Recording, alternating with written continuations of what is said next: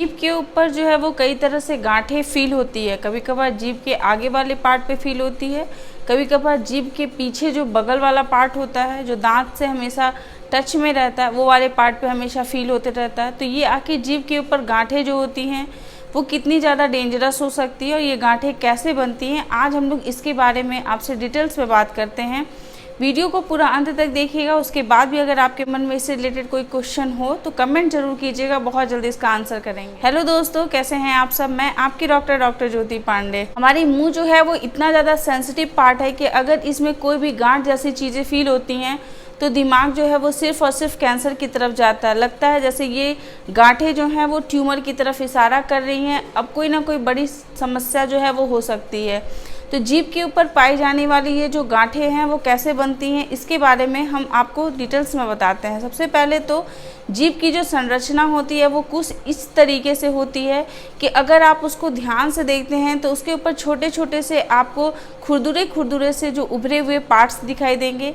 ये जो पार्ट्स होता है इसे हम लोग पैपिला बोलते हैं, इसे आप लोग आम भाषा में टेस्ट बड्स बोल सकते हैं।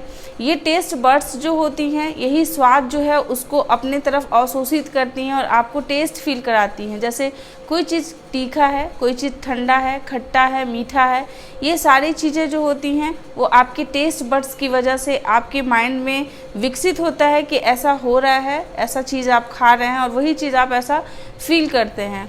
तो हमारा जो जीभ होता है उसमें कई तरह के टेस्ट बड होते हैं, जैसे फिलीफॉर्म पैपिला होते हैं, फंगीफॉर्म पैपिला होते हैं, फोलिएट पैपिला और सर्कमवैलेट पैपिला। ये टाइप के पैपिला जो होते हैं जिनकी संरचनाएं जो होती है वो थोड़ी अलग अलग टाइप की होती हैं।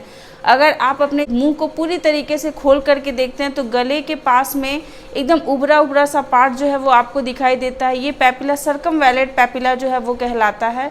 ये जो होती है वो थोड़ी साइज़ में बड़ी होती है, किसी में बहुत ज़्यादा उभर करके दिखाई देती है तो किसी में एकदम माइनर टाइप की दिखाई देती है। तो जो लोग में अगर वो बहुत ज़्यादा उभर करके दिखाई देती है, ऐसे लोग अगर उसे बार बार टच करते हैं तो वहाँ पे उन्हें गांठें जैसी संरचना फील हो सकती है। बट ये समझ करके कि ये बहुत ज़्यादा डेंजरस है, ये गलत है। अगर ऐसा कुछ लगता है आपको तो आप इसका कंफर्मेशन के लिए अपने नियर जो डेंटिस्ट हैं उनके पास जा करके कंफर्म करें कि ये वाकई में कोई गांठ है या फिर ये नॉर्मल से पैपिला है जो बार बार टच होने की वजह से हार्ड हो गई है। एक बहुत ज़्यादा डेंजरस चीज़ दिखती है वो होती है हमारे मुंह में पाए जाने वाले जो फिलीफॉर्म पैपिला होते हैं, जो आपके जो जीभ होती है और जो दांत होते हैं उसके जस्ट बीच में वो होती हैं। किसी में वो बहुत उभर करके दिखाई देती हैं, कोई छोटे मोटे कट्स अगर उसमें लग जाएं तो बहुत ज़्यादा हार्ड हो जाती हैं, वो ब्लडरी हो सकती हैं, उनमें से ब्लड आ सकता है या फिर उनको टच करने के बाद आपको जो है वहाँ पे गांठ जैसी महसूस हो सकती है। तो ये जो है वो उन लोगों के लिए बहुत ज़्यादा डेंजरस हो सकता है जो लोग किसी भी हैबिट्स में होते हैं और ख़ासकर जो लोग गुटखा, टोबैको, पान, बीड़ी, सिगरेट या फिर स्मोकिंग, ड्रिंकिंग ऐसा कुछ भी करते हैं। उन लोग अगर अपने जीभ के में ऐसी कुछ संरचना देख लेते हैं तो उन्हें तो सीधे भगवान नज़र आते हैं। लेकिन आपको इतना ज़्यादा भी डरने की आवश्यकता नहीं है क्योंकि कंफर्मेशन बहुत ज़्यादा इम्पॉर्टेंट है। अगर आप बिना कंफर्म किए ही बस आप ये सोच लेते हैं कि आप जो है वो बहुत ज़्यादा डेंजरस सिचुएशन में आ गए हैं, कंडीशंस बहुत ख़राब हो गई है, अब ये कैसे ठीक होगा, ये सारी चीज़ें आपके मन में आने से पहले ज़रूरत है कि आप कंफर्म ज़रूर करें। क्योंकि हर जो पैपिला है उसमें इन्फ्लामेशन या जब सूजन होती है तो इसी तरीके से उभरे हुए दिखाई देते हैं। लेकिन जैसे जैसे इन्फेक्शन अगर डाउन होता है तो ये जो है वो नॉर्मल भी हो सकते हैं। जैसे कि अगर कभी भी आपके बॉडी में नॉर्मली जो लोग हैबिट्स में नहीं होते हैं उन लोगों की बात कर रही हूँ, उन लोगों को अगर कोई वायरल इन्फेक्शन हुआ है या फिर ऐसे भी थ्रोट इन्फेक्शन हुआ है तो वहाँ की जो पैपिला होती हैं वो बहुत जल्दी इन्फ्लैम्ड हो जाती है। क्योंकि इन्फ्लामेशन जो होता है वो हमारे सेल का एक डिफेंस मैकेनिज़्म होता है।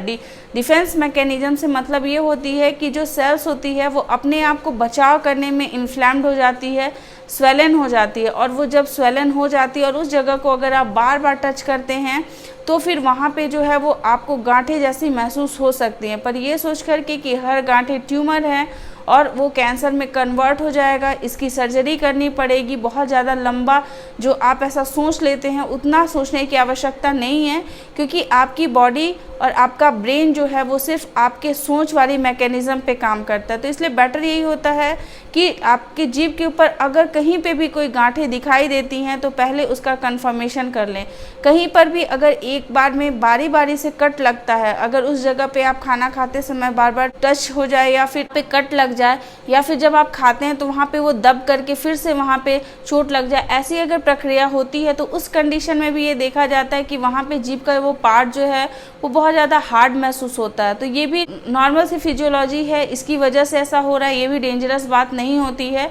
हाँ, एक और कंडीशन ये हो सकता है कि अगर आपके पीछे में अगर ट्यूमर जैसी या गांठें जैसी आपको दिखाई देती हैं, साथ साथ अगर उसमें जलन होती है या उसके साथ साथ उसमें पेन होता है, तो ये हो सकता है कि आपको कोई और नर्वस डिजीज़ होने की संभावनाएं हैं, क्योंकि बहुत सारे ऐसी कंडीशंस होती हैं जिसके लिए भी मेडिसिन की आवश्यकता होती है। और बहुत सारे ऐसे पेशेंट होते हैं जिनमें स्टार्टिंग में ऐसा कुछ होता है और वो उन पर जब मेडिसिन चलाई जाती हैं तो ये फिर एक नॉर्मल सिचुएशन में कन्वर्ट हो जाता है।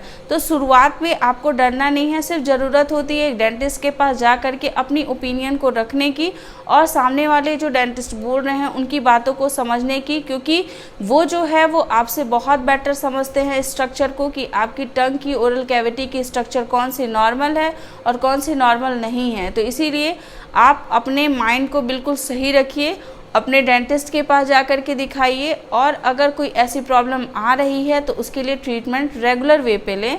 हर समय जा कर के हर 3 महीने पे 6 महीने पे अपने डेंटिस्ट को ज़रूर दिखाएं।